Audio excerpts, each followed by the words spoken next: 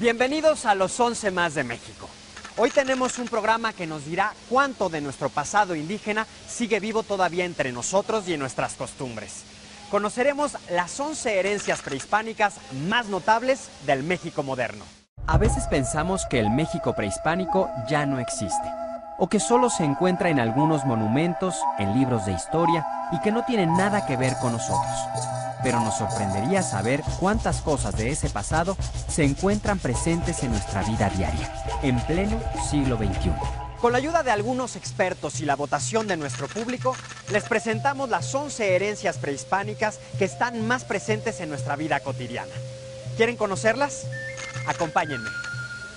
La posición número 11 en nuestra lista corresponde a las costumbres políticas. Aunque les parezca increíble, existen varias similitudes entre los reyes o tlatoanis aztecas y nuestros modernos gobernantes y presidentes.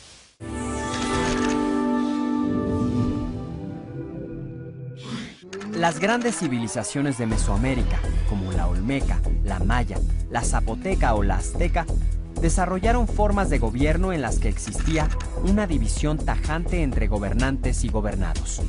Se consideraba que las altas autoridades disfrutaban de poderes divinos y cualquier acción en su contra era castigada con penas severísimas e incluso con la muerte, pues los gobernantes eran comparados con los dioses mismos. El poder del tlatoani o rey azteca era tal que, salvo las autoridades de más alto rango, nadie podía mirarle directamente a la cara. Comía solo y los emisarios debían quitarse las sandalias antes de estar en su presencia, mientras que otros debían inclinarse y comer tierra en señal de respeto. Tenían varias esposas y alguno tuvo en su harem hasta 150 concubinas. Después de la Revolución y hasta hace muy poco tiempo, el presidente de México reunía en su persona estos atributos sagrados, que se remontan al pasado prehispánico. Sus palabras eran órdenes, y nadie, o muy pocos, osaban contradecirles o criticarles, incluyendo a la prensa y a los medios de comunicación. Los políticos se comportaron frente al presidente de la República como si fuera Dios. Cada año, tras la solemne lectura del informe presidencial, se formaban en fila india esperando su turno para saludarle, en una ceremonia que ya no se usa y que fue conocida como el besamanos. En el puesto número 10 se encuentran los remedios que utilizaban nuestros ancestros para curar sus enfermedades y achaques. Vamos a conocer qué tanto de la medicina y de la herbolaria indígena ha llegado a nuestros días.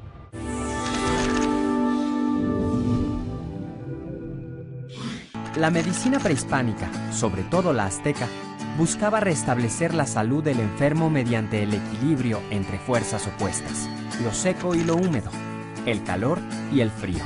No andaban tan perdidos en esto, pues dos tradiciones médicas importantísimas, como lo es la china y la griega, habían llegado a las mismas conclusiones.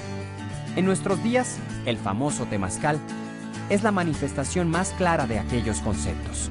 Su significado en lengua náhuatl es casa de vapor, y consiste justamente en un baño realizado con vapor de agua y hierbas terapéuticas que ayuden al individuo a recuperar su tona o energía. El sudador o temazcalero vierte una infusión de hierbas medicinales en piedras calientes, al tiempo en que se llevan a cabo prácticas de meditación, masajes y de otro tipo. Otra faceta de la medicina prehispánica es la herbolaria, un tratamiento eficaz y científicamente comprobado para sanar algunos padecimientos. Algunas plantas usadas por los antiguos mexicanos fueron la llamada cihuapatli, o medicina de la mujer, usada como inductora de partos, y que sigue usándose hoy mismo en varios estados del centro del país. También la totoncapatli, o medicina caliente, empleada en el tratamiento de la fiebre, y la xopatli, o medicina para la sarna, muy apreciada en el combate a ciertas irritaciones de la piel. Vamos a pasar ahora del botiquín al ropero. En la siguiente posición, nuestros votantes propusieron el vestido. ¿Te has comprado alguna vez un pantalón, una camisa o una simple pulsera que recuerde nuestro pasado indígena? Este es el número 9 de los 11 más.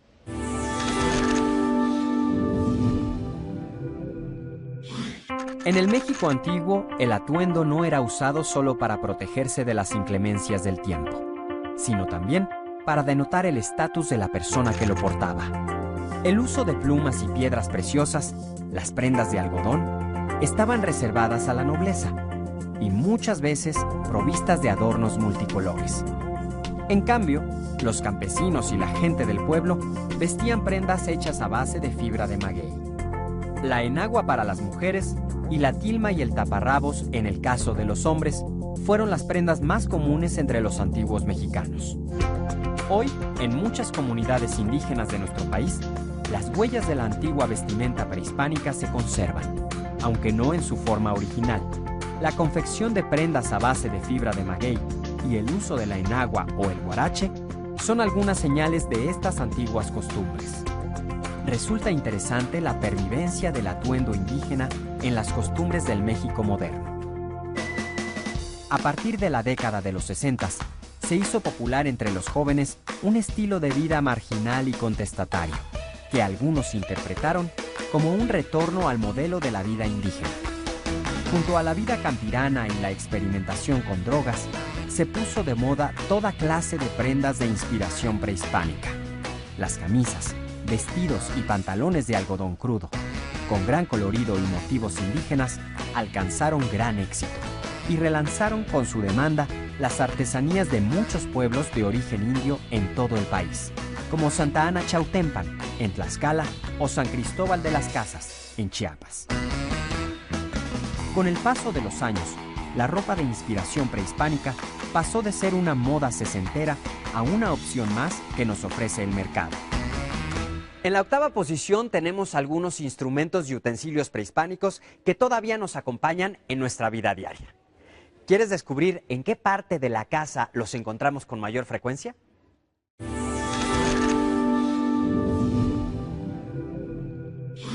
Tras 500 años de asimilación a la cultura occidental, son pocos los utensilios prehispánicos que encontramos en nuestra vida diaria.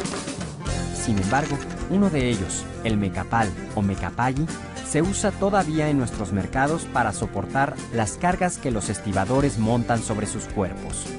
Otro buen ejemplo es el famoso telar de cintura, usado especialmente en Oaxaca para la elaboración de bellísimos tejidos y bordados de inspiración indígena. Cabe recordar también la cestería y los tradicionales guajes, usados por muchos campesinos para el trasiego de toda clase de productos. Sin embargo, existe hoy mismo un espacio familiar que nos recuerda constantemente los hábitos y gustos de nuestros ancestros. Se trata de la cocina, especialmente en las cocinas populares. La tradición prehispánica parece haberse detenido en el tiempo, inmune a toda clase de novedades. Aquí, el metate, el molcajete, las cucharas de palo, las ollas, vasijas y tazas de barro siguen dictando el sabor y la sazón de moles, salsas, tamales, tortillas y guisados. El séptimo puesto, según nuestra encuesta, es la influencia de las lenguas prehispánicas en nuestra manera de comunicarnos. El lenguaje.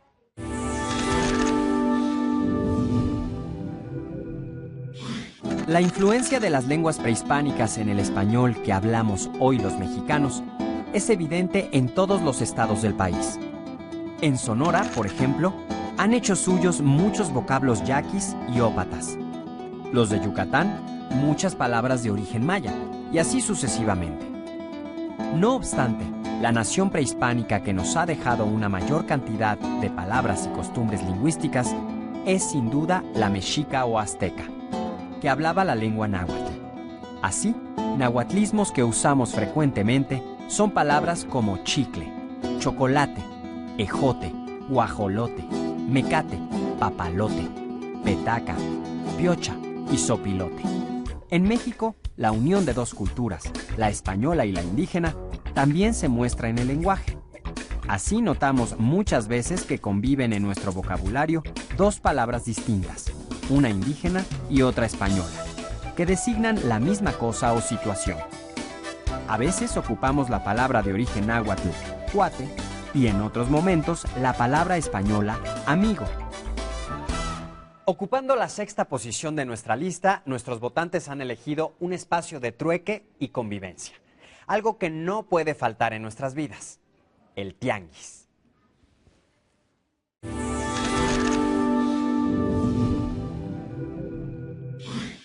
¿Quién de ustedes alguna vez no ha comido o comprado algo en un tianguis? Seguramente que la gran mayoría. ¿Y qué digo una vez? Muchas veces. Pero el tianguis, nuestro entrañable tianguis, es una de las manifestaciones de la vida prehispánica más vivas hoy en día. Antes como ahora, el tianguis era un espacio cotidiano e informal de intercambio y convivencia humana, donde se encontraban productores y consumidores, comerciantes y gente común, y se trocaba mucho más que simples mercancías. También saludos, chismes, encargos, preocupaciones y buenas noticias. Exactamente igual que ahora. Bernal Díaz del Castillo, un soldado que acompañó a Hernán Cortés en la conquista de México, escribió en sus memorias las cosas que más lo asombraron, y una de ellas fue justamente el tianguis o mercado de Tlatelolco. Después de hacer una larga lista de los productos que allí viera, Bernal se rinde y declara lo siguiente: ya querría haber acabado de decir todas las cosas que allí se vendían, porque eran tantas de diversas calidades para que lo acabáramos de ver e inquirir, que como la gran plaza estaba llena de tanta gente y toda cercada de portales, en 2 días no se viera todo. La palabra tianguis viene del náhuatl tianquisti, que significa justamente mercado. Hace 5 siglos y más, el tianguis prehispánico se establecía en periodos determinados con el objeto de que los vendedores de los pueblos cercanos pudieran ofrecer su mercancía a los habitantes. Hoy, como sabemos, México sigue siendo el país de los tianguis. Los hay en todas partes, lo mismo en los pueblos que en las grandes ciudades, y asisten a ellos personas de todas las condiciones socioeconómicas. ¿Ustedes se imaginan acaso un México sin tianguis? Pues yo tampoco. Hemos llegado más allá de la mitad de nuestra lista y creo que ya me dio sed.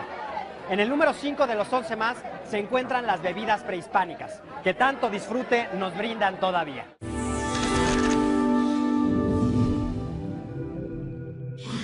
La bebida, o mejor dicho, las bebidas, son otro recordatorio de las costumbres y gustos de nuestros ancestros indígenas. Casi todas las regiones de México tienen una o más bebidas de origen prehispánico. Antes de la llegada de los españoles, los indios habían elaborado bebidas usando los productos distintivos de su región, como frutas, bayas, flores y distintas variedades del maguey.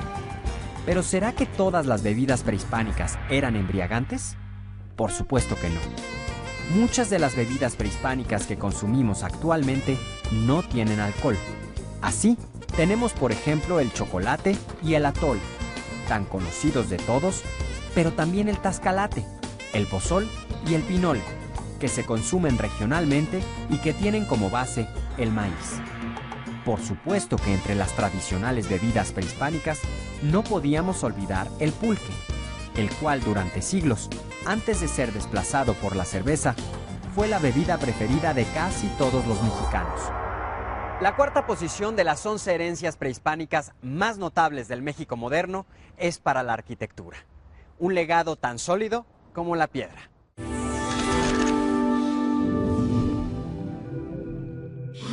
Una de las herencias más conocidas del México antiguo son sus maravillosas pirámides, templos y recintos sagrados visitados por miles de turistas nacionales y extranjeros cada año. Durante siglos, las construcciones prehispánicas permanecieron abandonadas o simplemente ocultas por la acción del tiempo y la naturaleza. Fue hasta el régimen de Porfirio Díaz que el Estado mexicano pudo hacerse cargo de la arquitectura prehispánica.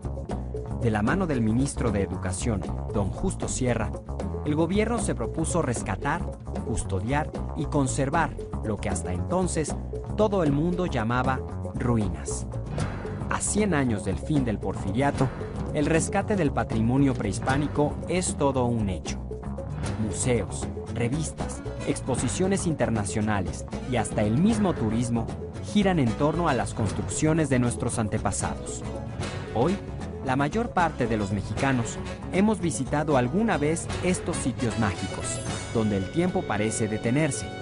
Lugares como Teotihuacán, el Templo Mayor, Monte Albán, el Tajín, Uxmal, Palenque, entre muchos otros, son una herencia de nuestro pasado prehispánico.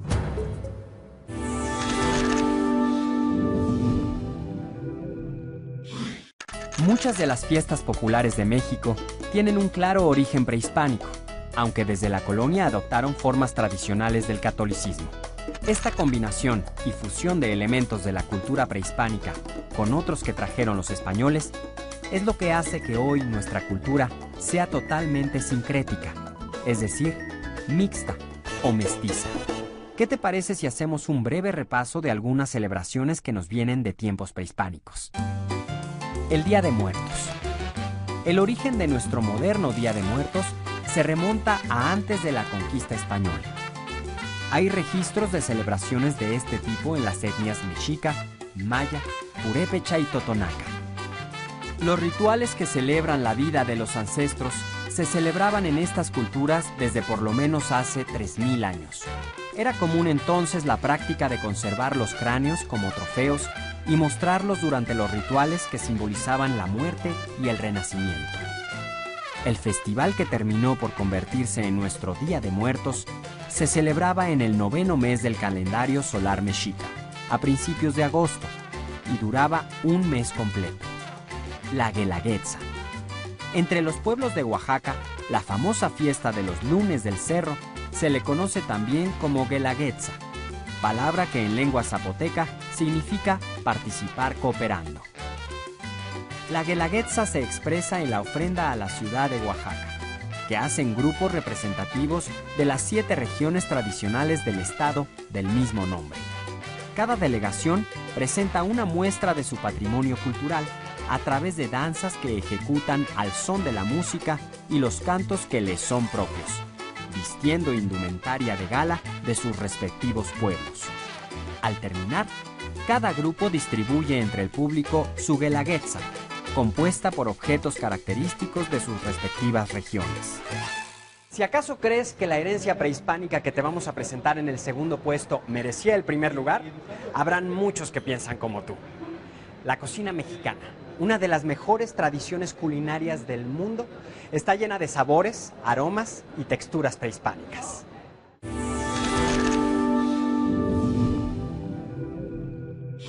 La comida es una de las maneras más evidentes en que reconocemos la influencia del pasado en nuestra vida diaria.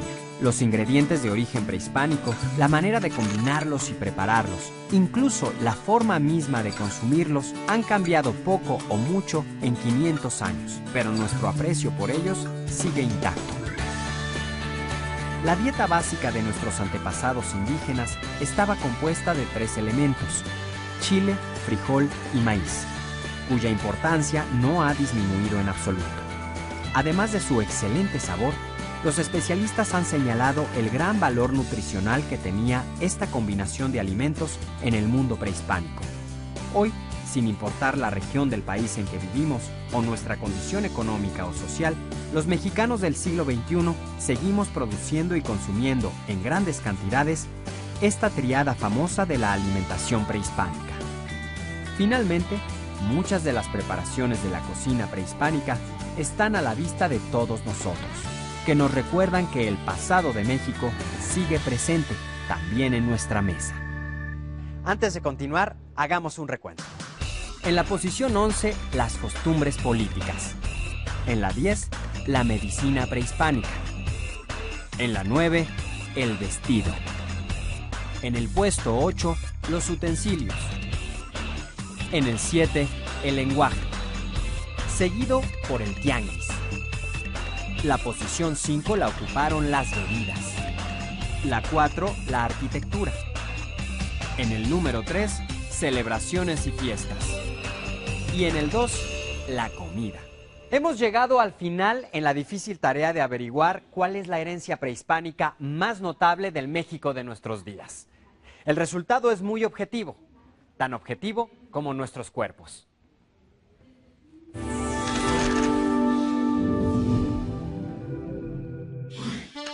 A la pregunta de ¿cuál es la herencia prehispánica más notable del México moderno?, la mayor parte de nuestros votantes dijeron la fisonomía, la apariencia corporal que tenemos los mexicanos. Tuvieron razón, porque no hay nada que podamos apreciar más inmediatamente que los rasgos físicos de una persona, ya sea en el campo, en las ciudades, en una milpa o en un supermercado. Los mexicanos de hoy somos descendientes de una gran cantidad de grupos indígenas diferentes, que antes de la conquista ocuparon por completo el territorio nacional. Esta presencia histórica es la razón de que tantos mexicanos hoy en día tengamos en cierta medida rasgos propios de la fisonomía indígena, como la piel morena, el cabello oscuro, poco vello corporal y los ojos ligeramente rasgados.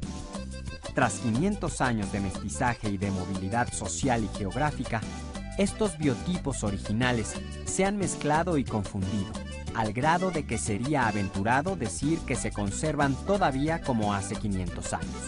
Aún así, en ciertas zonas de los estados de Veracruz y Tabasco es posible encontrar tipos físicos que nos recuerdan el prototipo de la nación olmeca, que conocemos a través de su cerámica y de su escultura. Otro tanto sucede con los yucatecos respecto a la cultura maya. Así pues, podemos decir que tanto en el aspecto físico como en todos los demás terrenos de nuestra vida, los mexicanos del siglo XXI somos herederos directos de los hombres y mujeres que ocuparon este país desde hace miles de años. Algo del gusto y las preferencias de aquellas grandes culturas, algo de su manera de hablar o de comportarse, forman todavía parte de nosotros.